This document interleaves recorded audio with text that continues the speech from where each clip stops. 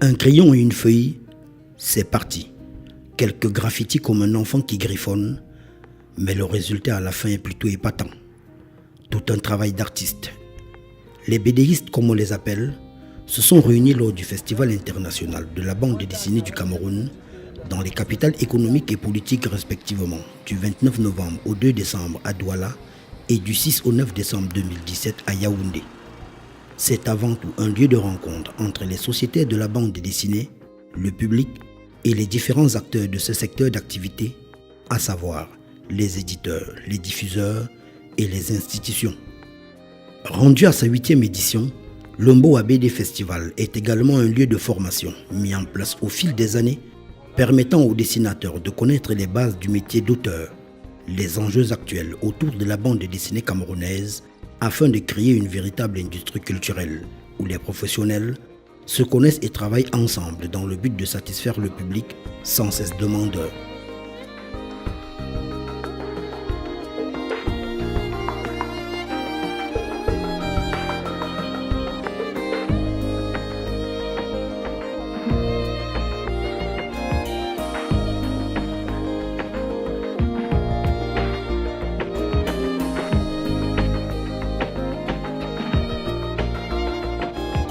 Comment s'en passer du 9e art quand on sait que même les livres les plus célèbres, tels que la Bible, le Coran ou encore les dictionnaires, ont des versions illustrées pour faciliter la compréhension, non seulement aux plus petits, mais aussi aux adultes.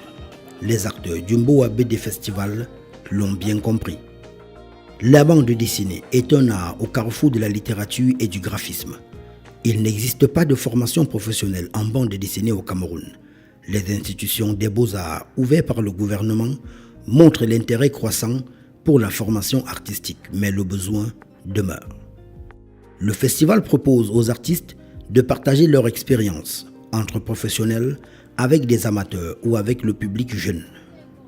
Les espaces de formation sont toujours riches en découvertes. Des rapports entre la bande dessinée et l'éducation. Très souvent au Cameroun, on dit que les jeunes ne lisent pas, les enfants ne lisent pas, les Camerounais ne lisent pas. Ce qui est faux, ce qui n'est pas totalement vrai et qui n'est pas totalement faux non plus. Simplement, moi j'ai grandi avec Kwaku, je lisais quand j'étais petit, Hakim, Zembla, Kwaku. C'est ces bandes dessinées-là qui m'ont permis de grandir et de me cultiver, de grandir en termes d'imaginaire et de me cultiver. Les enfants qui lisent la bande dessinée très tôt liront toute leur vie. Donc c'est important de rappeler que la bande dessinée est un canal important en termes de pédagogie et en termes d'éducation. Mais en plus de ça, nous avons proposé aux auteurs de parler en fait de comment est-ce qu'ils regardaient la thématique de l'éducation, comment est-ce que dans leur travail, ils éduquaient ou pas. Pour ce faire, avec l'appui de leurs partenaires de la première heure, à savoir l'Institut français du Cameroun, des masterclass et des sessions de formation sont organisés afin de mieux affûter les armes des futurs BDistes. Il faut dire qu'auparavant déjà, dans ma façon d'écrire, j'appliquais déjà plus ou moins ces procédés-là. Mais à présent, ça me permet juste de pouvoir mieux implémenter, de savoir mieux qu'il y a une certaine structure qu'on doit respecter, un schéma bien plus détaillé que je vais encore essayer d'étudier en profondeur, car là, grâce à ceci, nous a permis d'avoir les termes clés. Parce que généralement, lorsqu'on se lance de façon autodidacte, ce genre de choses, on avance, on navigue à vue et par moments, c'est avec l'expérience qu'on sait qu'il faut certaines choses sans toutefois savoir exactement quoi. Mais là, après ceci, je sais clairement quels sont les éléments que je dois mieux indexer pour pouvoir mieux structurer mon histoire. Avec les éléments que j'ai pu apprendre aujourd'hui qui me manquaient vraiment, parce qu'il y a certains éléments qui me manquaient, je pense que je vais pouvoir me lancer vraiment. Parce que j'ai longtemps hésité et tout, mais je pense qu'avec ces éléments, je suis capable déjà de mener à bien un projet. Je voudrais un peu plus m'approfondir dans le dessin, un peu plus apprendre et ces œuvres qui me tournaient lorsque je pourrais m'aventurer dans la bande dessinée. Ici, les orientations se font en fonction des difficultés détectées chez les différents apprenants. Pour écrire une histoire pour la BD, il faut s'assurer qu'on a des compétences d'abord en écriture. Donc il faut savoir si on a la motivation de vouloir écrire, si on a les compétences, même le talent, même de narration. Et maintenant, pour l'histoire en elle-même, il faut s'assurer qu'on a un thème, qu'on a une intrigue et que l'histoire est contextualisée et qu'elle sera plaisante, qu'elle va garder le public en haleine. J'espère que mon expérience va servir à ceux qui ont participé à la masterclass et que peut-être ça va susciter certaines vocations, quoi. L'occasion est aussi donnée durant et après ces formations de pouvoir partager des expériences avec d'autres BDistes d'ici et d'ailleurs. La bande dessinée ivoirienne existe, elle existe bel et bien, avec des albums qui ont été publiés. Quand je me souviens de l'album de Lacombe, lui Lacombe, avec son personnage mythique Zézé, il a publié en 3 albums. Il y a eu aussi celui de Gessabi, Imbécile et heureux. Et il y a eu aussi les albums de Benjamin Kouadio, hein, l'auteur que je suis, avec le personnage John Koutoukou. Et il faut reconnaître que la bande dessinée en Côte d'Ivoire a de beaux restes. Récemment, dans le courant du mois de février-mars, il y a eu une renaissance du festival de bande dessinée Coco Bulle de Grand Bassam. Et donc l'un dans l'autre, cette bande dessinée suit son chemin. J'ai déménagé au Cameroun, ça raconte en fait ma vie, c'est assez autobiographique, donc ma vie depuis que je réside au Cameroun depuis 1 an à Yaoundé. Donc je raconte un peu des scènes qui me touchent vraiment, qui sont un peu humoristiques. Par exemple, mes rencontres interculturelles, les découvertes que je fais ici, comment les gens parlent, comment les gens réagissent, comment les gens interagissent peut-être avec moi, ma personne, comment se passe la vie sur les taximotos, comment on peut vraiment être passionné de patin pour arriver à se lever très tôt le matin et aller à Omnisport là-bas. Et de ces échanges, on peut se rendre compte, en s'entretenant avec plusieurs BDistes, que les difficultés que leurs collègues rencontrent au Cameroun sont similaires. Bon, c'est pareil, c'est la même réalité dans nos différents pays. C'est pareil. Bon, j'ai entendu tout à l'heure qu'on faisait signer des contrats d'auteur à 5% comme droit d'auteur. Bon, je pense que c'est un peu limite quand même. Hein, au niveau du Cameroun, c'est un peu limite. Sinon, en Côte d'Ivoire, tout part de 10%. De 10%. Si vous êtes un auteur qui a une certaine notoriété, vous pouvez négocier 15, 20%, ainsi de suite. Mais sinon, c'est la même réalité partout. C'est la même réalité partout en Afrique. La bande dessinée n'est pas un secteur qui est véritablement pris en compte par les politiques. Et donc les auteurs essaient de faire ce qu'ils peuvent pour que ce genre soit reconnu. Sinon les moyens d'accompagnement ne sont pas au rendez-vous. Il faut être très organisé en fait, parce que faut être sincère, la BD ne paye pas directement, parce que ce qu'on a après, c'est vrai que ça part toujours de la BD, mais pas directement. Parce que, étant donné qu'on est auteur de bande dessinée, on est dessinateur. Donc on a des petits boulots à gauche, à droite, mais qui tournent toujours autour du dessin. Donc la BD, on va dire qu'elle paye indirectement et qu'il faut être très organisé. Ça peut marcher aujourd'hui et puis vous avez 3-4 mois de disette, il faut bien gérer la situation. Et bon voilà, il faut juste être bien organisé, quoi. C'est pareil. Je sais que la jeune génération a compris une chose, c'est qu'il faut qu'on arrive à contrôler la production. Je vois qu'il y a beaucoup d'auto-édition et je crois qu'il faut l'encourager.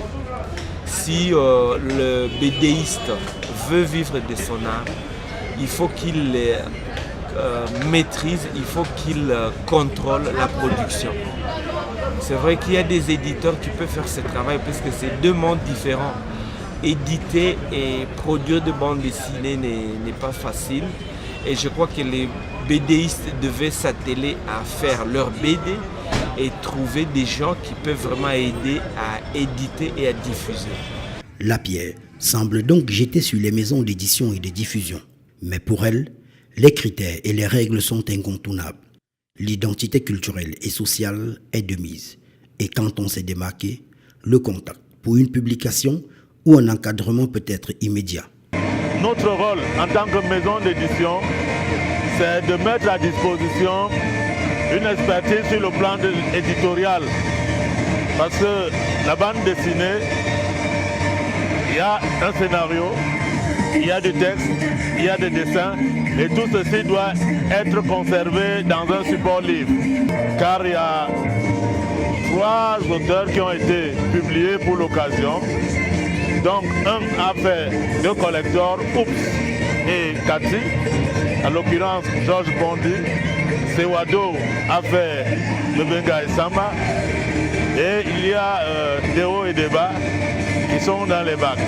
Fort de ce constat, tel était le leitmotiv de l'association collective avec le soutien de l'Institut français du Cameroun que le festival voit le jour dans un contexte où la bande dessinée a du mal à décoller malgré la richesse du talent graphique des auteurs camerounais. La première édition connaît la participation d'une vingtaine d'auteurs locaux et des invités internationaux tels Pat Mazioni, RDC, Christophe Casio-Ori, France, Simon-Pierre Mbumbo, France. La nécessité d'une pareille manifestation est saluée par les professionnels. Un bon brassage qui, pour certains, semble être la clé de voûte pour la suivi de la filière. Je reconnais que la production camerounaise et l'application des dessinateurs camerounais n'arrêtent pas de monter. Et je suis vraiment content d'être ici. Et je crois que ce qu'il va falloir qu'on fasse est de développer ces réseaux-là. J'aimerais pouvoir recevoir des collègues au Congo pour ce genre de manifestations et surtout aider à ce que ces réseaux se mettent en place. Voir cette production toujours plus importante, cette production camerounaise, avoir les pieds à terre au Congo. J'aimerais pouvoir aider les collègues à diffuser leurs produits au Congo-Kinshasa. Et c'est comme ça, je crois qu'on peut mettre en place un réseau africain où on contrôle le marché, qu'on puisse contrôler la production. Il est donc important, malgré les difficultés, de ne surtout pas baisser les bras, car ce n'est qu'au bout de l'effort que se trouve le réconfort. C'est la persévérance. Et nous qui sommes auteurs, nous qui sommes dessinateurs, devons croire en autre chose. Et c'est notre passion, le fait de pouvoir former d'autres jeunes à cela et ensemble conjuguer les efforts, je crois que c'est ce qui va porter au fil des années. En Europe, ça a été pareil. Les dessinateurs ont cru en leur talent et ils ont persévéré. Et cela a fini par porter. Donc c'est pareil en Afrique. Et ce n'est pas facile, certes, mais rien n'est facile dans la vie. Il faut croire en ce qu'on fait et se donner les moyens d'avancer. Malgré les écueils, malgré les difficultés, malgré les problèmes, il faut avancer. Actuellement, la BD est en plein essor. On a plein d'éditeurs qui sont déjà là, qui sont intéressés par les travaux des jeunes. Il y a plein de jeunes qui arrivent, qui ont plein de talents et qui ont beaucoup de choses à prouver, quoi. Et du coup, je me dis que d'ici 2-3 ans, on aura vraiment un énorme marché de BD. Et je crois qu'en ce moment-là, probablement, on pourra avoir vraiment un rendement assez positif par rapport au travail qu'on fait actuellement.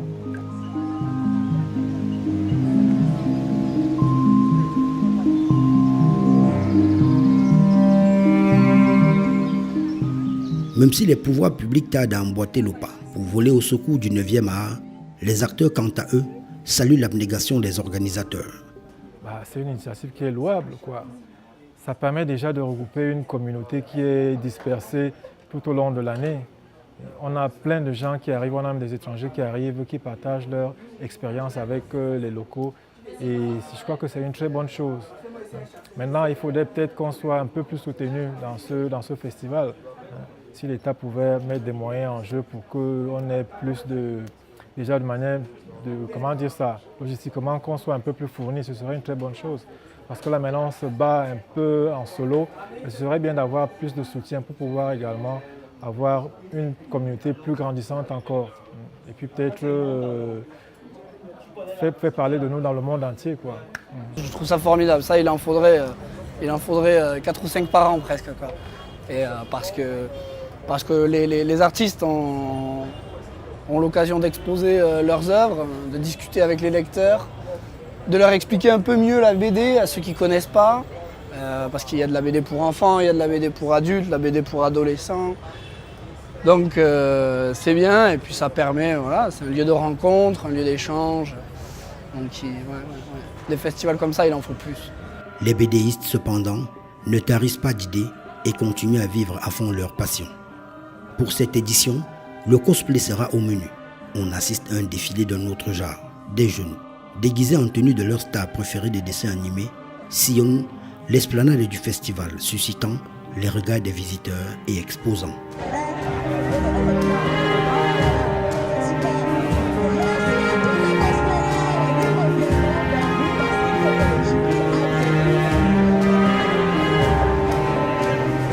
Pour agrémenter tout ceci, des artistes ont été invités à prester afin de joindre l'utile à l'agréable.